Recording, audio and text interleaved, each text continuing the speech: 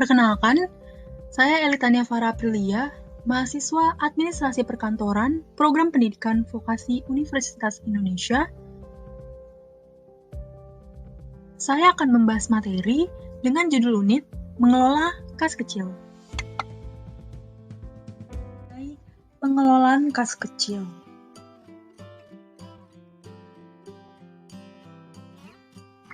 Sebelum kita memasuki materi pengelolaan kas kecil, ada baiknya kita mengetahui terlebih dahulu, apa itu kas kecil?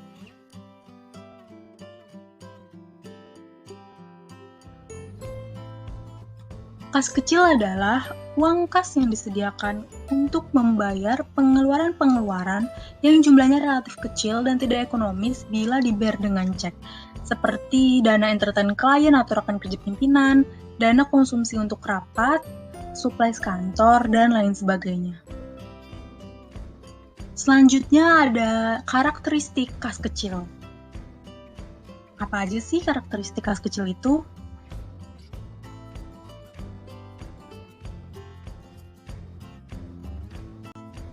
Jumlah nominal dibatasi, tidak lebih ataupun tidak kurang dari yang telah ditetapkan oleh manajemen. Yang kedua, digunakan untuk mendanai transaksi yang bernominal kecil yang rutin.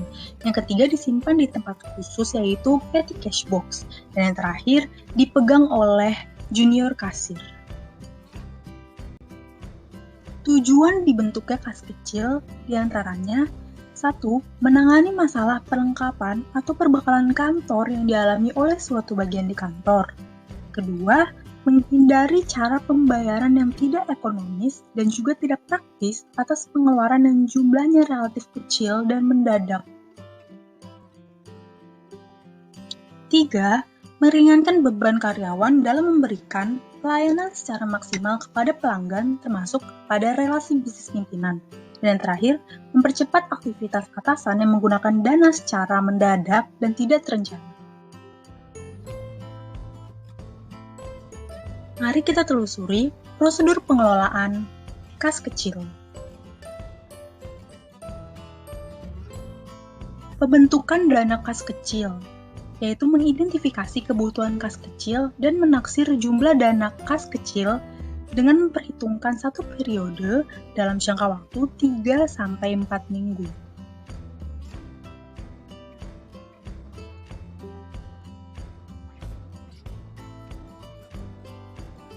Untuk mengajukan dana kas kecil, sekretaris menyerahkan formulir pengajuan dana kas kecil dan juga melampirkan dokumen pendukung pembukuan kas kecil bulan sebelumnya yang telah disetujui oleh pimpinan dan bagian keuangan perusahaan.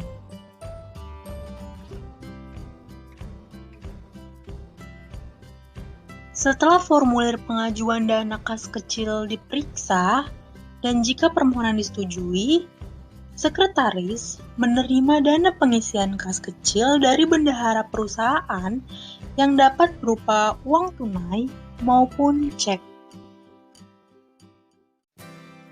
Berikut merupakan contoh formulir pengajuan dana kas kecil.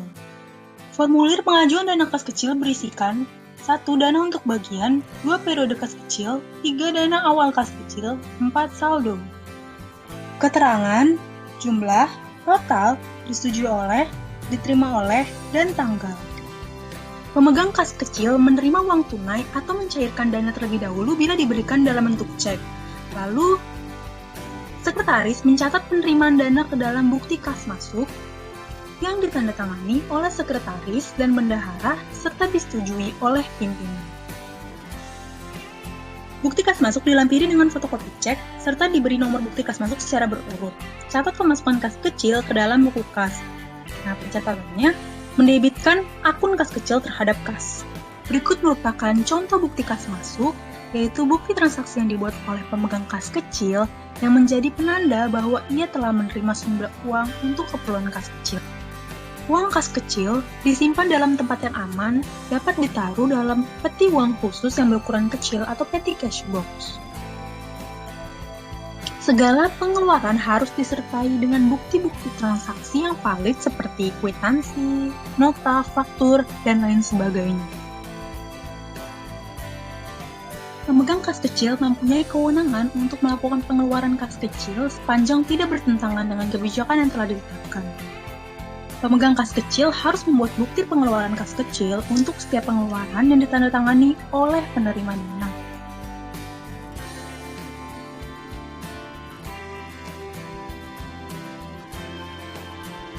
Metode pencatatan kas kecil terbagi menjadi dua. Metode tetap atau impres dan metode fluktuatif. Apakah perbedaannya? Metode tetap atau impres adalah metode pembukuan kas kecil di mana jumlah rekening kas kecil selalu tetap. Setiap terjadi pengeluaran, pemegang kas kecil tidak langsung melakukan pencatatan, melainkan mengumpulkan bukti-bukti pengeluaran. Ciri metode tetap atau impres: 1. Bukti-bukti penggunaan dana kas kecil dikumpulkan terlebih dahulu oleh pemegang kas kecil. 2. Pengisian dana kas kecil dilakukan dengan pemberian uang tunai atau cek yang jumlahnya sama dengan pengeluaran sehingga jumlah dana kas kecil kembali kepada jumlah yang ditetapkan semula. Langkah-langkah operasional metode impres: 1. Pembentukan dana kas kecil di mana pemegang kas kecil diserahi sejumlah uang tunai untuk pembayaran pengeluaran yang diprediksikan dapat memenuhi kebutuhan dalam jangka waktu tertentu. 2. Dana kas kecil digunakan untuk pembayaran pengeluaran-pengeluaran. Setelah dana kas kecil habis, kasir kas kecil melakukan pembentukan dana kas kecil kembali, yaitu dengan mengisi sebesar jumlah pengeluaran. Berikut contoh metode impres yang nanti akan saya tunjukkan penjurnalannya pada Microsoft Excel. Nah, seperti yang kita ketahui, pencatatan metode impres yaitu jumlah saldo rekening kas kecil akan selalu tetap, yaitu sebesar nominal yang diserahkan kepada pemegang kas kecil untuk membentuk dana kas kecil. Nah, ini merupakan contoh penjurnalan menggunakan metode impres atau metode tetap.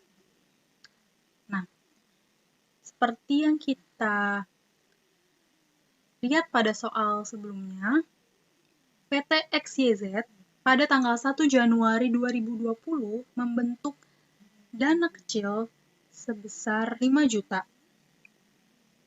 Nah, pada tanggal 1 sampai 16 Januari 2020 terjadi pengeluaran-pengeluaran yaitu biaya listrik, biaya konsumsi, biaya transportasi, dan juga biaya surat kabar. Nah, seperti yang kita ketahui, pencatatan menggunakan metode impres yaitu pada saat terjadi pengeluaran yang terjadi tidak di jurnal. Pengeluaran akan di jurnal pada saat pemegang kas kecil akan mengajukan pengisian dana kembali kepada bendahara perusahaan. Uang kas kecil akan kembali diisi sebesar pengeluaran yang terjadi. Nah, langsung saja ke contoh pencatatan metode impres atau metode tetap dana kas kecil. Nah, di sini seperti yang sudah kita lihat, di tabel ini tercatat seperti pada soal pada tanggal 1 membentuk dana kas kecil sebesar 5 juta. Nah, maka akan dijurnalkan seperti berikut ini. Mendebit akun kas kecil sebesar 5 juta terhadap akun kas sebesar 5 juta. Nah, selanjutnya dilakukan pengeluaran kas kecil dari tanggal 1 sampai tanggal 16 Januari 2020. Beberapa transaksi yang telah disebutkan tadi. Namun, pada metode impres atau metode dana tetap tidak di jurnal pada saat pengeluaran terjadi. Nah, makanya dijurnalkan seperti ini. Tanggal 1 sampai tanggal 16 tidak di jurnal. Nah, selanjutnya, dana kas kecil mulai menipis dan mendekati akhir periode, yaitu tanggal 20 Januari 2020, akan diisi kembali dana kas kecil, sehingga pengeluaran-pengeluaran yang terjadi dari tanggal 1 sampai 16 Januari dijurnalkan sebagai berikut. Biaya listrik 2 juta, biaya konsumsi 1 juta, biaya transportasi 1.200.000, biaya surat kabar 200.000 terhadap akun kas besar sebesar 4.400.000. Pengisian uang dana kas kecil sebesar pengeluaran yang terjadi, yaitu sebesar 4.400.000. Sehingga dana kas kecil akan terbentuk seperti semula, yaitu Fluctuating Fund System atau metode berubah-ubah adalah suatu metode pengisian dan pengendalian kas kecil di mana jumlah kas kecil akan selalu berubah-ubah menyesuaikan dengan kebutuhan. Berbeda dengan metode impress, pada metode fluctuating, pengelola kas kecil melakukan pencatatan pada buku kas kecil untuk setiap pengeluaran maupun penambahan dana kas kecil. Apa saja ciri-ciri metode fluktuatif? 1. Pembentukan dan pengisian kembali dana kas kecil dicatat di debit terhadap akun kas. 2. Bukti pengeluaran kas kecil dicatat dalam buku jurnal kas kecil dengan mendebit akun yang terkait dengan penggunaan dana. 3. Dana kas kecil yang disediakan berfluktuasi disesuaikan dengan perkembangan kegiatan pemakai dana. Berikut merupakan contoh soal metode pencatatan fluktuasi. Berikut merupakan transaksi-transaksi yang terjadi di PT Semesta yang akan dijurnalkan dengan metode pencatatan fluktuasi. Nah, ini merupakan penjurnalan kas kecil dengan metode pencatatan fluktuatif atau metode dana berubah. Nah, seperti yang kita ketahui, kas kecil dengan metode fluktuasi yaitu jumlah nominal kas kecil tidak ditetapkan, namun jumlahnya disesuaikan dengan kebutuhan si pemakai dana. Nah, seperti yang kita lihat bersama, pada soal PT Semesta bulan Maret 2020 memulai pengisian kas kecil sebesar 3 juta. Nah, maka dijurnalkan, didebitkan akun kas kecil sebesar 3 juta terhadap akun kas. Nah, lalu pada metode pencatatan fluktuasi, semua transaksi pengeluaran dicatat. Berbeda dengan metode impress yang baru akan dijurnalkan pada saat akan diisi kembali dana kas kecilnya. Nah, dari tanggal 4 sampai tanggal 12 sebelum adanya pengisian kas kembali di tanggal 17, semua pengeluaran dijurnalkan, seperti biaya materai, biaya listrik, biaya air, biaya iklan, itu dijurnalkan terhadap akun kas kecil. Nah, setelah itu, di tanggal 17, dilakukan pengisian kembali sesuai kebutuhan.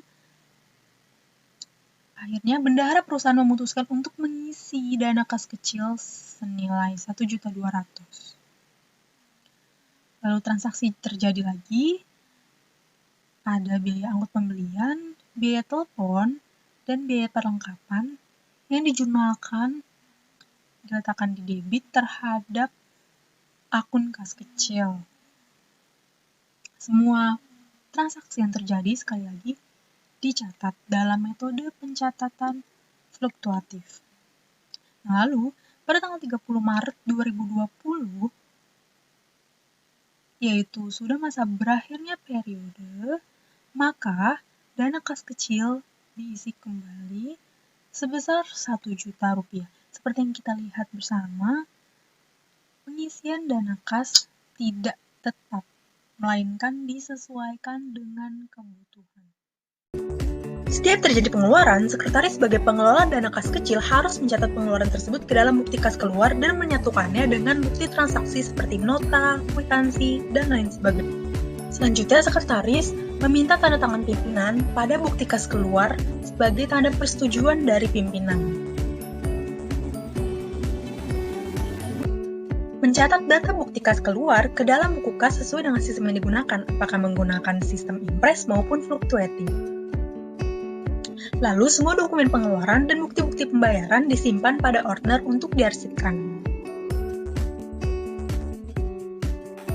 Membuat laporan pertanggungjawaban penggunaan kas kecil disertai dengan bukti-bukti transaksinya. Selanjutnya, Laporan kas kecil harus mendapat persetujuan pimpinan yang akan dilaporkan ke bagian keuangan untuk mendapatkan pengisian kembali dana kas kecil selanjutnya.